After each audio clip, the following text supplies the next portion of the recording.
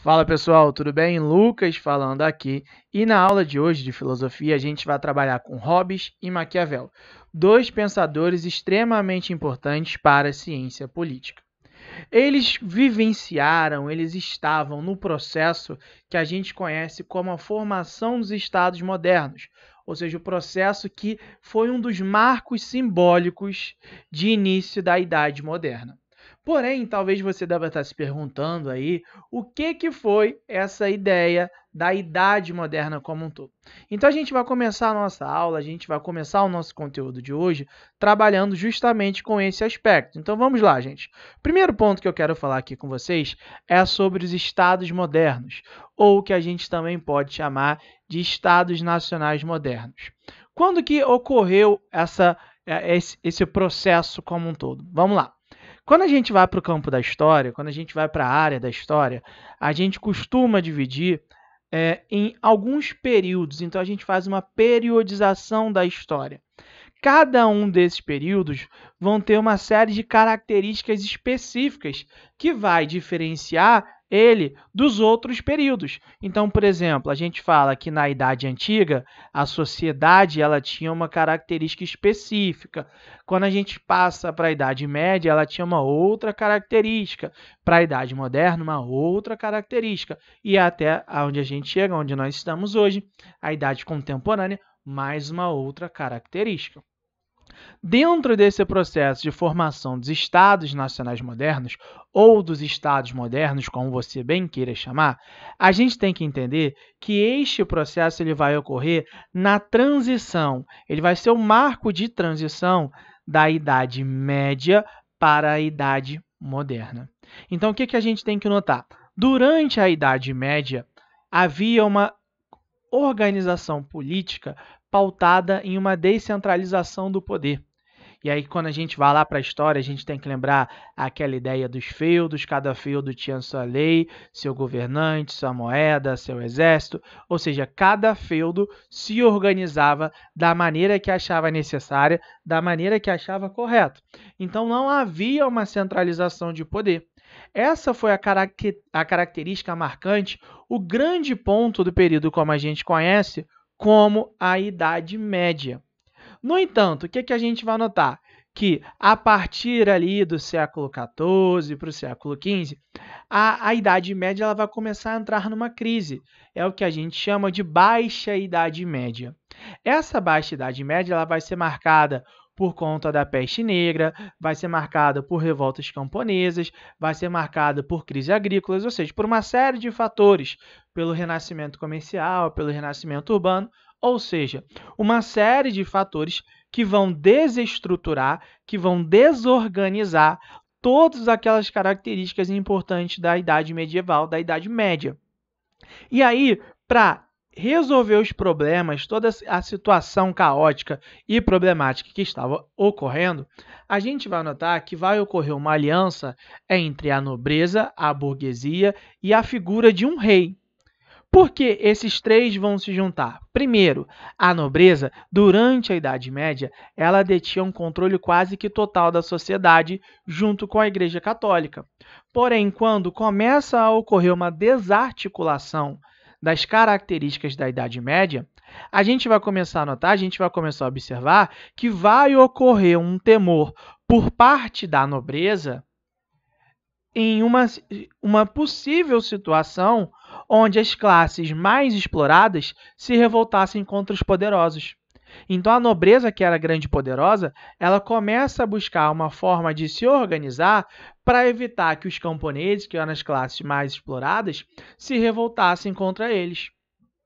Ao mesmo tempo em que isso acontecia, a gente vai notar, a gente vai observar que a burguesia era uma classe social, era um estamento da sociedade. Vamos utilizar esse termo, estamento. Por que utilizar o termo estamento? Porque não havia uma possibilidade muito grande de ascensão social. Então, as pessoas geralmente ficavam estagnadas naquela situação, tá? E aí, o que a gente vai começar a notar? Que a burguesia, um estamento que conseguia cada vez mais conquistar poder, mais um poder econômico, via a necessidade de unificar uma série de normas, uma série de burocracias que existia dentro da sociedade medieval. Ou seja, cada feudo tinha uma moeda específica, um sistema de pesos e medidas, um sistema de imposto. Então, o que a burguesia quer? Ela quer fazer com que todos os feudos tivessem a mesma moeda, o mesmo sistema de pesos e medidas, o mesmo imposto, ou seja, unificar tudo isso. Porque, do ponto de vista dela, para melhor vida dela, vamos colocar assim, a unificação de todas essas características iria beneficiar a atividade comercial, iria beneficiar a atividade econômica. E aí, nesse período de crise da Idade Média, a burguesia vai se unir junto com a nobreza e eles vão começar a defender a existência de um governo centralizado. E esse governo centralizado vem através da figura do rei. Então, o que a gente começa a observar? Que quando a Idade Média ela entra em crise, vai ocorrer um processo gradativo de centralização do poder nas mãos de um rei, na figura de um rei. Só que repara, durante a Idade Média havia um poder totalmente descentralizado. Então, cada feudo tinha o seu governante, o seu poderoso. Agora, o que a gente vai notar? Com essa centralização do poder, o cara que tinha um controle em um feudo, ele vai ser submisso ao rei. Então, todos vão ser submissos ao mesmo rei. Isso era uma novidade. Isso é algo que foi construído naquele momento ali. Então, como é algo novo, não é algo que estava estabelecido na sociedade, a gente vai começar a notar que surgia como uma necessidade a legitimação, de alguma forma, da concentração do poder nas mãos do rei. Então, você precisava legitimar perante a sociedade a ideia de que aquele cara ali é rei por isso, isso e isso. Fazia com que as pessoas aceitassem o poder dele. Daí começam a surgir diversas teorias, tanto religiosas quanto teorias políticas. Por exemplo, as teorias religiosas que buscam legitimar o poder do rei, elas se concentravam na ideia de que o poder do rei era um poder divino. Então, o rei é rei porque Deus quis. E aí a gente vai ver alguns nomes como Jean Bodin, Jacques Bossuet. Então, eles vão tentar criar teorias de relacionar o poder político com um poder religioso.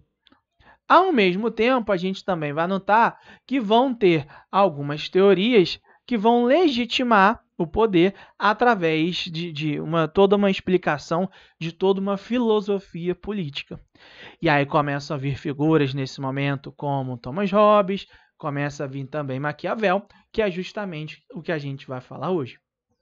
O primeiro pensador daqui que a gente vai trabalhar é o Thomas Hobbes. O Thomas Hobbes, ele faz parte do que a gente conhece da escola contratualista, ou que a gente chama da escola do contrato social. O que seria essa escola do contrato social?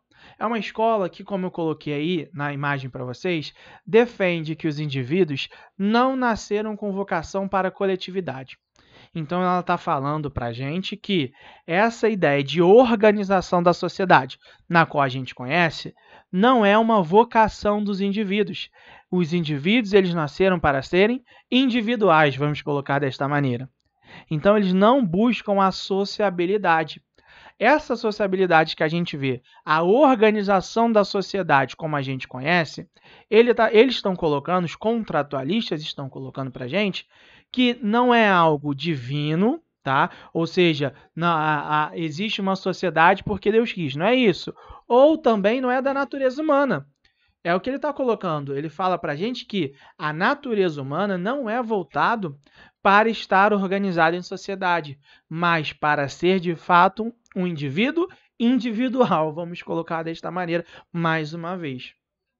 Então, a teoria do contrato social, os teóricos do contrato social, que não são só o Hobbes, a gente também pode pensar o Locke e o Rousseau, mas que a gente vai ver na próxima aula só, eles defendem justamente essa ideia. Eles falam o seguinte, até antes não existia uma sociedade puramente organizada. E por que não existia uma sociedade puramente organizada? Porque o indivíduo ele não nasce com vocação para a coletividade. Ele nasce com vocação para a individualidade. E aí, essa sociedade que a gente está vendo aqui sendo construída, não está sendo fruto de algo divino. Não está sendo fruto da natureza humana, como ele já deixa, e também não está sendo fruto de algo divino. Não é Deus que está organizando isso. Não. O que está organizando isso é a própria humanidade. Então, a ideia de sociabilidade, ela é fruto de uma organização humana, de uma construção humana. Mas aí a gente tem que entender por que ele fala que a sociabilidade, então, é fruto de uma construção humana. Por que o homem, por que a humanidade vai buscar justamente se organizar em sociedade, se organizar em uma coletividade? Tem um porquê, tem todo um pensamento filosófico, tem todo um pensamento por trás disso daí. O que o Hobbes vai falar para a gente é que antes do homem se organizar a partir de uma coletividade, existia o que ele chama de um estado de natureza, ou seja, o estado de natureza humana, ou seja, como os homens nascem, como os homens surgem. E aí, para ele, essa natureza humana ela é pautada em uma total liberdade e autonomia. Como assim uma total liberdade e autonomia? Ele fala para a gente que o homem, né, no seu estado de natureza, ele tem autonomia para fazer o que quisesse. Então, se ele quisesse fazer A em algum momento, ele iria fazer. Se ele quisesse fazer B em algum momento, ele iria fazer. E por que isso acontece? Porque, segundo ele, não existe uma série de limitações, não existem regras para a convivência entre os seres humanos nesse estado de natureza. Porém, isso é bom? Isso é positivo? É, porque os indivíduos eles têm autonomia para tomar as suas próprias decisões. No entanto, o Hobbes ele vem e fala o seguinte, ó, beleza, que a galera tem autonomia. No entanto, essa total liberdade e essa total autonomia faz com que se gere uma situação de falta de segurança para os humanos. Como assim uma falta de segurança para os humanos? Vou explicar para vocês. Vamos supor que tem um celular na minha frente ou na frente de vocês neste momento. Se estivéssemos nesse estado de natureza, tal qual o Hobbes fala para a gente, eu poderia querer esse celular e vocês também poderiam querer esse celular no mesmo momento. Se a gente quisesse esse celular no mesmo momento, como que a gente iria resolver essa situação? Porque todos nós teríamos liberdade, todos nós teríamos autonomia para escolher e para querer e para pegar este celular. Se todos resolvessem pegar o celular no mesmo momento, isso provavelmente geraria uma situação de conflito, porque não teria uma regra que determinasse de quem seria o celular. Todos teriam os mesmos direitos. E aí, por conta de toda essa situação, o Hobbes ele vai colocar para a gente que, na realidade, o estado de natureza humana é um estado de guerra constante, é um estado de violência constante, porque não tem regras, não tem uma ordenação que vai delimitar a liberdade das pessoas. Aquela ideia que a gente fala hoje em dia de que a sua liberdade termina onde a do outro começa. Então, vai ter justamente esta ideia, vai ter justamente essa questão. Por isso que ele coloca para a gente que o homem é o lobo do próprio homem. O que ele quer colocar isso? O que ele quer colocar com isso? Perdão, gente. Ele quer colocar com isso a ideia de que o homem ele é o responsável por destruir o próprio homem. Enquanto não tiver uma sociedade organizada, a gente vai observar que vai ter essa total liberdade associada a uma violência constante, ao próprio homem se destruindo. E para tentar resolver esta questão, então era necessário construir a ideia de um Leviatã. E aí vem a obra dele, o Leviatã, no qual ele fala tudo isso que eu estou trabalhando aqui com vocês. Então, o que seria esse Leviatã? Esse Leviatã seria a espécie de um governante, de um rei, né? Vamos colocar, por enquanto, a ideia de um governante. Ou seja, a ideia de um governante que iria comandar a sociedade, que iria fazer a organização da sociedade como um todo. Iria limitar a liberdade, mas iria dar uma segurança maior para todos. sendo que o Hobbes ele era um grande defensor de um Estado completamente centralizado. Então a gente vai ter que entender que esse Leviatã para o Hobbes é a figura de um monarca absolutista. Então ele começa a defender a construção da monarquia absolutista. Ele começa a legitimar tudo aquilo que eu falei ali no iniciozinho de estados modernos. Ele começa a trabalhar com a gente com a ideia seguinte, ó, beleza, o Estado Nacional Moderno está surgindo, esse Estado está surgindo com a concentração do poder nas mãos do rei, mas por que está surgindo com a concentração do poder nas mãos do rei? Porque é extremamente necessário centralizar o poder para fazer com que essa situação de violência reduza e as pessoas possam desfrutar completamente da sua liberdade, por mais que esta liberdade passe a ser limitada. Então, o Hobbes ele vem defendendo essa ideia.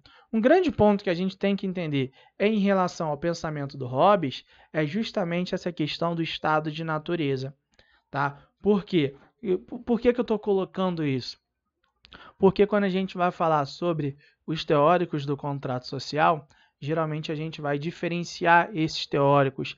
Então, a gente vai diferenciar o pensamento do Hobbes, a gente vai diferenciar o pensamento do John Locke, a gente vai diferenciar o pensamento do Rousseau. Então, a gente tem que entender quais são as diferenças entre eles. E as diferenças, geralmente, elas vão se concentrar mais no campo do estado de natureza.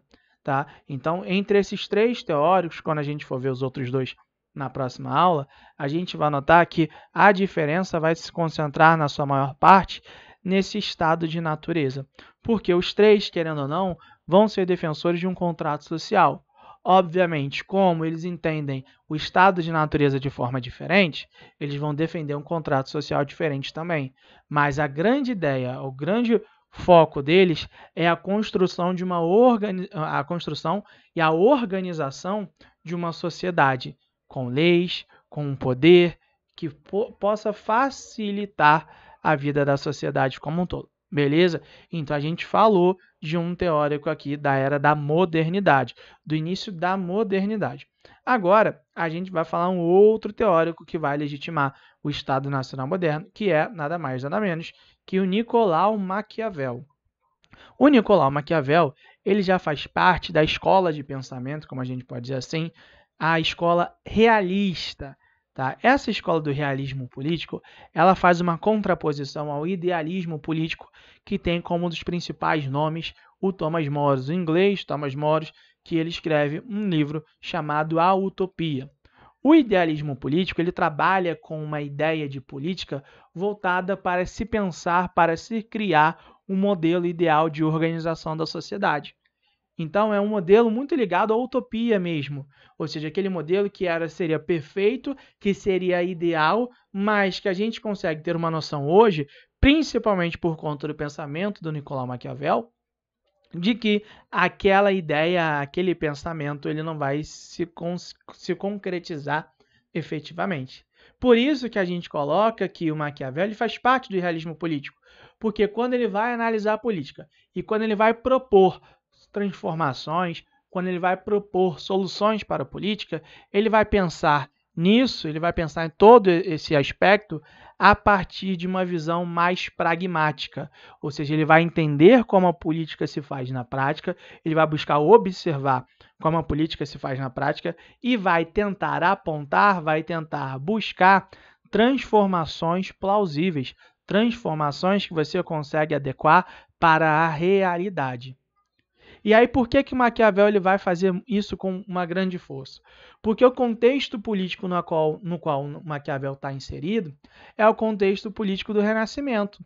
Então, qual é a grande ideia do Renascimento? A ideia do Renascimento é beber da fonte, né, beber de todo o conhecimento, ou a maior parte do conhecimento que os homens da Idade Antiga, né, da Idade Clássica, produziram, e a partir dessa fonte de conhecimento, passar a utilizar da razão para construir a vida real, para construir a vida em sociedade. Então, o Maquiavel ele vai ser um homem renascentista, ele vai ter suas bases de pensamento dentro do estudo renascentista, no qual, a partir disso, ele vai ser um dos principais nomes da ciência política. Ele vai ser um dos pais da ciência política, vamos colocar assim. E por que ele vai ser um desses pais? Por conta da ideia que a gente coloca do Príncipe. No Príncipe, o livro que é um clássico e que geralmente, se você procurar na internet, 30 livros que todos os indivíduos, todos os seres humanos deveriam ler. Vai estar lá, Maquiavel, O Príncipe. O Príncipe é um livro clássico para a ciência política porque ele tenta trabalhar ali, ele tenta apontar quais devem ser as características para um bom governante. Então, o livro dele é marcado por isso. É uma espécie de um guia para um bom governo, é a espécie de um guia para um bom príncipe. E aí foi um livro feito com base e com o objetivo de ensinar a governar para os Médici. E aí o que a gente vai notar? Dentro da obra dele, existem dois conceitos chaves, que é o conceito de virtude e a ideia de fortuna. O que seria virtude? Geralmente as pessoas relacionam com a ideia de virtudes, tá? Mas essa ideia é um pouquinho errada. Por quê? A ideia que está se colocando aqui do virtude é de que esse conceito ele está se referindo às características necessárias para o cara ser um bom governante. Ou seja, ele tem que saber controlar a situação. Ele tem que ter os aspectos necessários para comandar, para controlar uma situação que esteja ocorrendo. Por que ele tem que ter tudo isso? Porque o bom governante ele tem que saber lidar, ele tem que saber fazer esse jogo, contrabalancear. Porque existe a ideia que a gente coloca da fortuna. O fortuna são os momentos por acaso, né? É o que o destino, que é improvável, ele pode promover para a gente. Então, o que o Maquiavel está colocando aqui é o seguinte, ó, beleza, nem sempre na política a situação vai ser tal qual a gente espera. Como a situação não vai ser como a gente sempre espera, pode acontecer esses momentos de fortuna. Esses momentos de fortuna é onde o acaso, onde o inexplicável, vamos colocar assim, e o que está fora do texto que a gente imagina que vai acontecer, fora do roteiro que a gente imagina que vai acontecer, ele vai proporcionar ao político tomar as suas ações. Ou seja, em momentos de fortuna, onde o acaso, onde o inesperado acontece na política, o bom governante ele tem a virtude, ele tem as características para conseguir equilibrar esta situação que ficou descontrolada porque o acaso aconteceu e ele conseguir governar com facilidade. Então, o Maquiavel está trabalhando justamente com esses aspectos. Só que, para você ser um bom governante, é isso que o Maquiavel começa a trabalhar para a gente, você tem que separar a ética política da ideia da moral religiosa. O que ele está querendo colocar é que o bom governante ele não pode governar de acordo com a sua mentalidade, com a sua ideologia religiosa. Ele tem que separar a religião da política, a religião do Estado. Então ele começa a defender a ideia de que o Estado ele deve ser laico, ou seja, a religião não pode influenciar nas decisões políticas. Então Maquiavel ele já começa a trabalhar com esses aspectos. E aí o grande ponto do pensamento do Maquiavel, o grande ponto do que geralmente a gente coloca, é de que o Maquiavel ele está defendendo, e aí sempre vem na teoria dele, uma ideia de que os fins justificam os meios. Então Maquiavel ele começa a defender tudo aquilo ali, de que o governante tem que ter a virtude, tem que ter a ideia da fortuna, tem que separar a política e a moral religiosa, mas, mais do que nunca, um bom governante é aquele governante que tem como característica central a possibilidade e o poder de conseguir manter o seu poder. O bom governante é aquele que consegue se manter no poder, manter a ordem, independente de qualquer coisa. Porque, para o Maquiavel, é fácil você conquistar o poder. Mas o mais complicado é você conseguir se manter no poder. Então, o bom governante é aquele que vai conseguir se manter no poder. E aí surge aquela ideia de que o Maquiavel ele vem e fala que os fins justificam os meios, que na realidade a gente nunca viu no pensamento do Maquiavel de fato. Mas se a gente parar para pensar, o Maquiavel ele coloca que é necessário fazer o que tem que se fazer para conseguir se manter no poder.